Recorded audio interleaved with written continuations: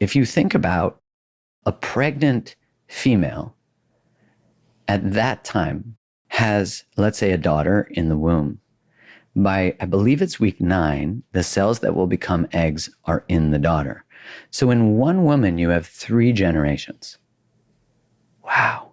So if this woman's in a state of exploitation, dependence, her body is actually programming the lineage to prepare for an environment like that. Wow. So now we have so much more context to the nervous system. And when a baby is in a mother who's in a high stress state, the baby is exposed to more circulating cortisol. And then they call it secondary PTSD. So the baby actually has a hard time producing cortisol. And so they have a harder time getting back into a regulated state. And again, none of this is destiny, but it's context. And the context is important. So I say all that because I really start to see that the nervous system, although it's this beautiful biological structure, I also consider it to be a connection to soul, a connection to history, a connection to ancestry, a connection to, the greater. Totally. And I feel like on this topic, as a woman, when I look at the 2 options, option 1 being, let's say I was in a relationship and he asks me, is there any form of independence or resistance you have to trusting the masculine, and this is why you have created your own business and you have your own bank account, doing the healing work on that, versus the option of, you're right, I'm going to completely let go of this and, get pregnant by you and rely on you. And then let's say an affair or he walks away or something like that happens.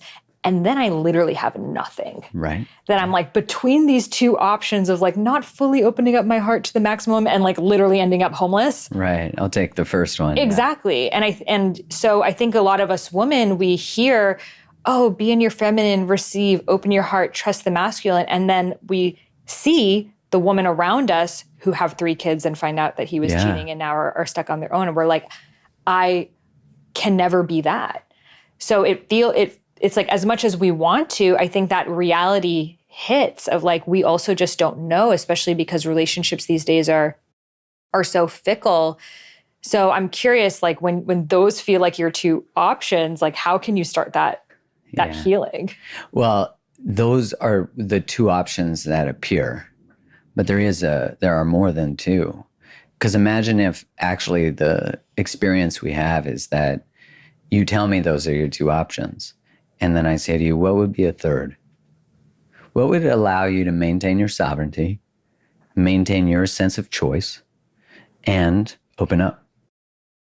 What would that be for you? Yeah. And I would say, potentially creating a bank account that both people put into that for the household options and the shared things, or you would, I guess it would also depend on both of their finances, but maybe he pays for like dinners out and dates and things like that. But then they split things like the rent. So she continues to have her own resources in case something happens. And I think having a conversation too, if she's taking time off and cannot work because she's raising children, that is a huge value that she's adding. And I feel a lot of women, especially if they're not married, they don't have that. I have friends who are single moms and I'm like, I can't even imagine right now. No, it'd be the worst. So yeah, that's how I would go by it. But it does feel like with a lot of the online relationship information we get, it's either like surrender into your feminine and just fully receive and like let the masculine lead, and it's just because your heart is closed, or like, that's bypassy bullshit. Right. Because really what that's saying is don't trust your intuition. The reason that you're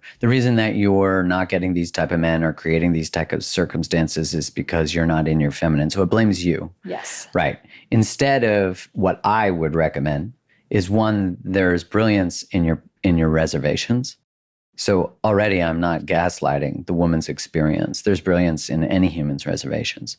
So what's coming up for you is material to be healed and worked with. So what I would say is, instead, there is no such thing as opening your heart with no guardrails.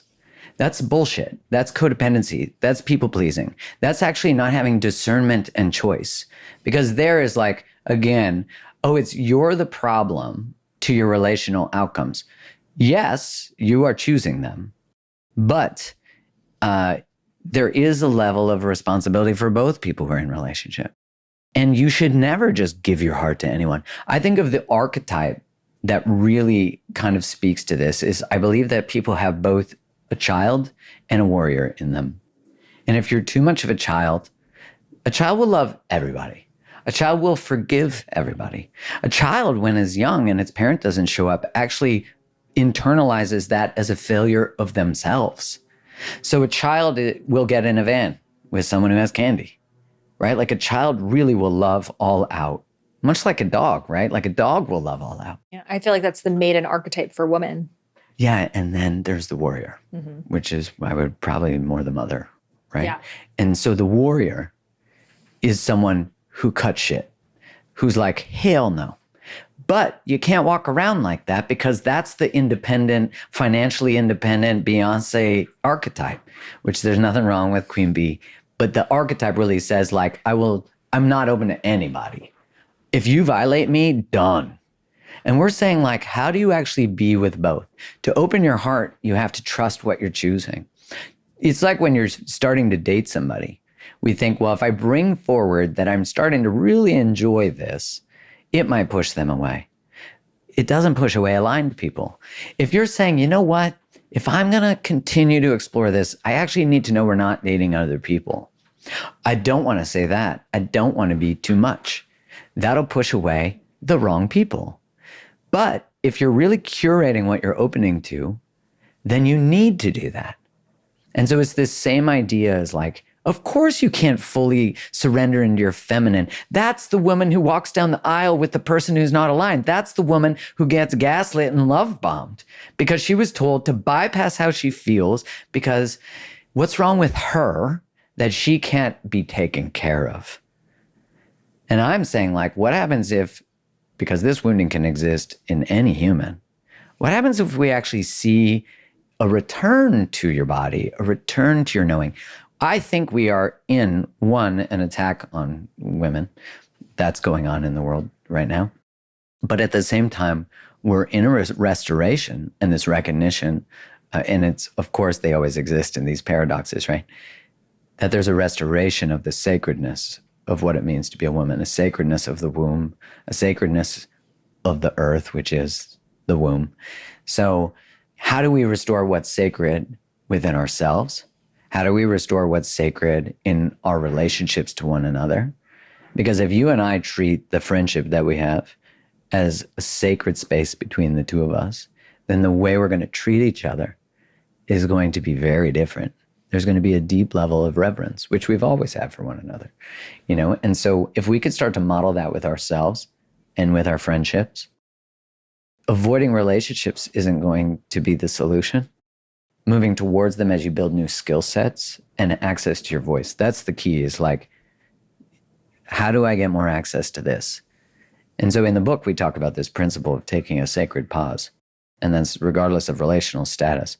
What we're really talking about is actually taking a moment for your nervous system to thaw out, for the patterns of what you've done. You start to assess the inherited stuff. And you start to say like, what do I want? And you also recognize how much you've been sourcing, how much you've been giving up yourself, how much you've been avoiding loneliness, rejection, abandonment. And you start to trust yourself.